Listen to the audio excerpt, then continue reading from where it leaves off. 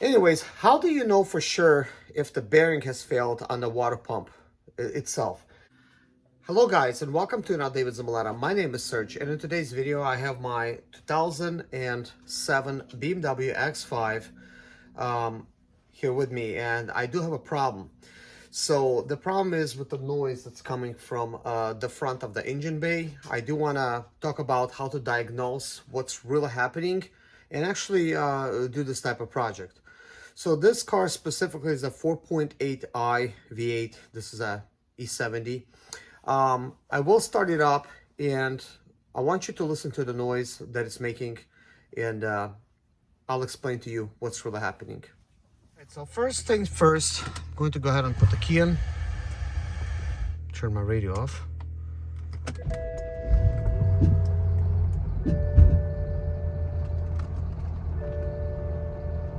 All right, you could hear some noises. Go ahead and pop the hood.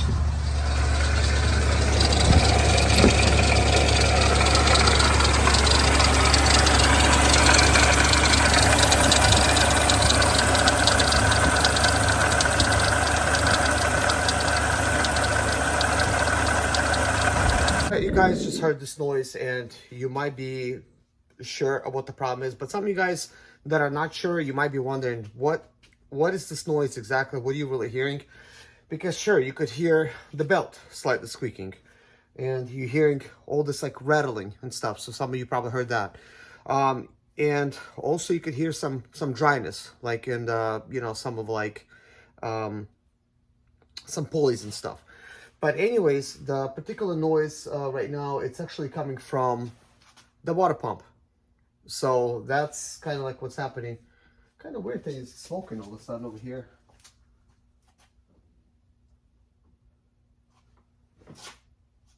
I mean, I just had the car running like 15 seconds. I did not start up the car before that, so I might have like some exhaust leaks over there. But at the same time, there's some water leaks and stuff that's happening. But anyways, how do you know for sure if the bearing has failed on the water pump itself? So when you start it up, it might not be obvious because it's like it's making all this noise. Well, one of the ways to find out is simply just pull your belt off. And I'm going to go ahead and pull the belt off first and let you hear the noise. But then I'll also be replacing the water pump afterwards.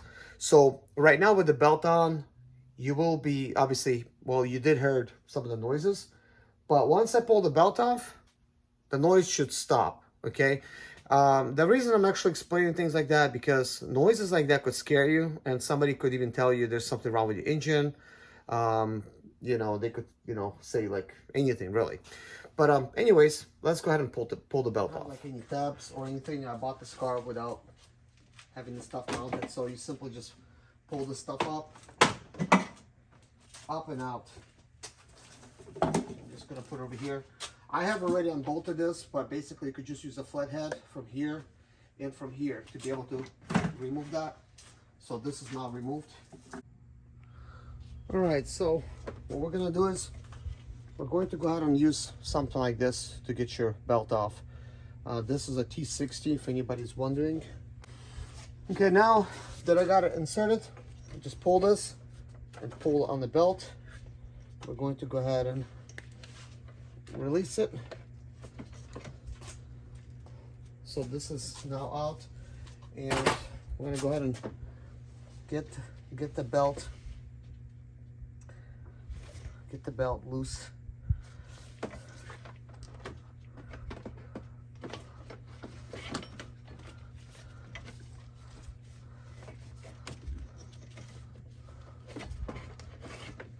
All right, I've gotten the belt out. So next, I just need to start up the car. So to start up the car, I will, you know, put this on. That way it gets proper air and stuff, so I don't trigger any codes.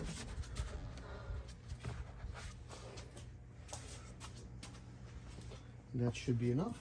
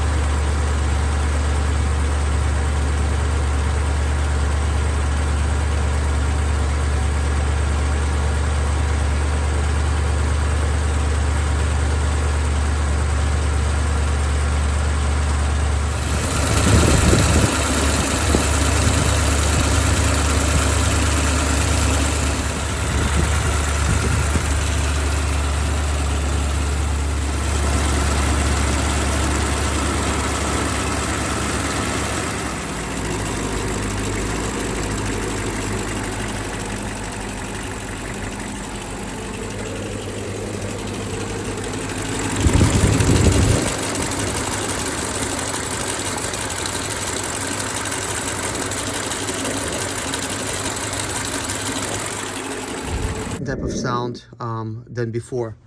You could clearly hear that with the engine, the way it's working. So here we have the water pump. Take a look at this, at the play on this pulley.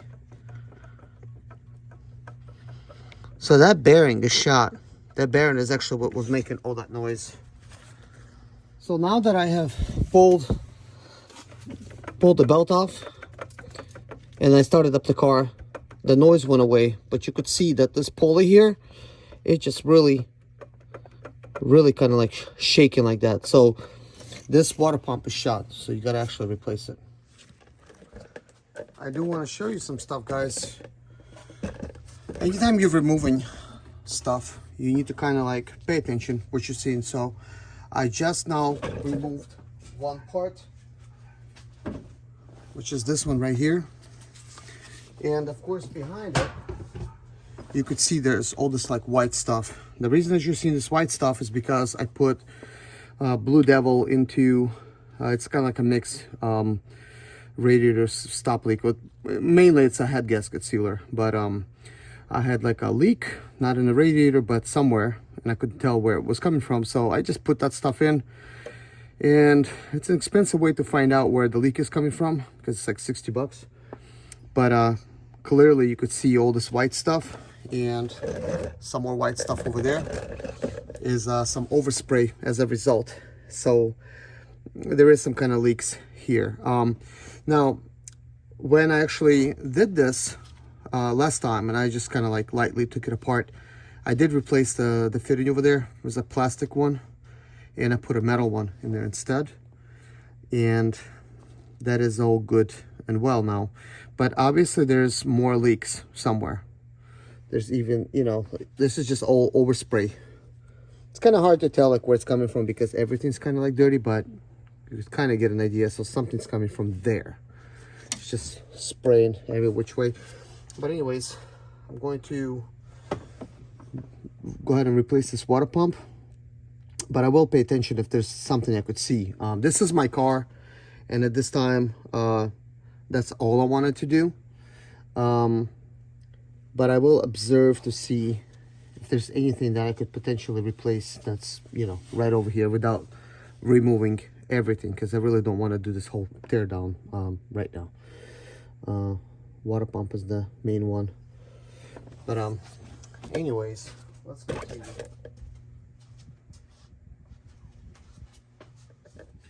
So I do want to remove this little fitting here.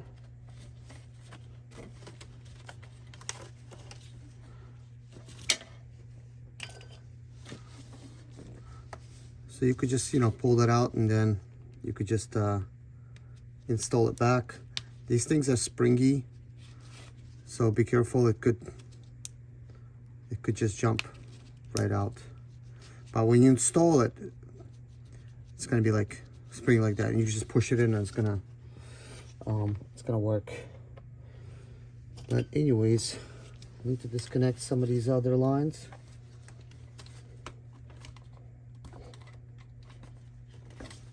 It did not take long for me to figure out that this line is leaking. You could clearly see right there, there's a hole going on. You see, that's leaking. And then over here, that one's leaking as well, that little pipe. So right now, without like much checking, obviously that has sprayed all over there. In that area, you can see all that yellow, whitish stuff. The same thing here. But I did actually replace this white pipe here with a metal one, or brass one. This is from Home Depot, not original equipment. But I reused the lines because I wanted to do things kind of quickly. This is my car. But really, if you're in here already, go ahead and replace it. But I knew that I'm going to be back and mess with it, because I did have this noise, bearing noise. But at the time, I didn't have any water pumps. So I went ahead and ordered the water pump. It came in without no seal. Then I had to order the seal. And now I got around to basically replacing this kind of stuff. So this time, I'm going to go ahead and replace those lines. Now, about those lines, I'm just gonna probably find something that's gonna work and stick it in here. I'm not gonna buy original lines. But I heard this job right here costs like $2,300 at the dealer. I don't know if it includes anything else, but just messing with this line here, even though this is like really easy to do. You pull four bolts up over here, and then boom, you're right at it, you know. So, but what I will do is I will go ahead and just replace that line, and that will be it. And of course, I'm going to replace the thermostat, and I'm going to replace my water pump. My thermostat does not seem to be having an issue. My water pump does, so I will go ahead and get it replaced. This is what a brand new water pump looks like. You'll have a bolt here, you'll have another one there, another one there, another one there, of course one right there. And then you could pull it right off. But you could see they did not include the seal with this one. And I do have the metal wheel here because this is aftermarket. If you need the part number, there it is. It's a very cheap one. If I bought it, that means I paid very little money for it. Can't remember what I paid, maybe like 60 bucks, maybe less, but definitely not more than 100. So I'm trying to make sure that when I'm working on my BMW, I fix it to where it works, but I don't spend an arm and a leg in doing it either way, you know. So I've removed that line. You can clearly see we got like a bulge over here. Like right there, there's a bulge. And on this side, there's a tear in the line. Like right there. It would probably be a good idea to actually replace this one as well. But this one looks good, like it looks like more fresh. Doesn't seem like that beat up. But this brass fitting is the one I replaced with a Home Depot line, because that was plastic and it just was brittle, fell apart. So hope that helps. So anyways, here's where I am. I have removed all of the bolts around the water pump, which is located right there, right there, right there, right there. This bolt, however, it's right behind the harmonic balancer, and for you to remove the water pump fully, you're gonna need to remove the harmonic balancer and the belt, obviously. In today's video, I want to show you a secret how to remove your water pump on your BMW 4.8i engine. This is a X5 that I have over here, E70 model. So I'm in the process of replacing the water pump, and one of the ways that you have to replace the water pump is that you have to basically remove your crank pulley. But I want to show you a way that you don't have to actually even touch it or remove it. So let me show you. Check this out, guys. You can see there's the water pump right here. I have already disconnected it. Like, you would be looking at things like this. I already kind of pulled it back and out of the way. So I want to take you closer. You see that little bolt right there? You have just enough space to pull that bolt out. Now, I haven't pulled that bolt out completely. In the next video, I'm going to show you how to remove the water pump and install it without having to remove the harmonic balancer, also known as crankshaft pulley. Thanks for watching. Bye-bye.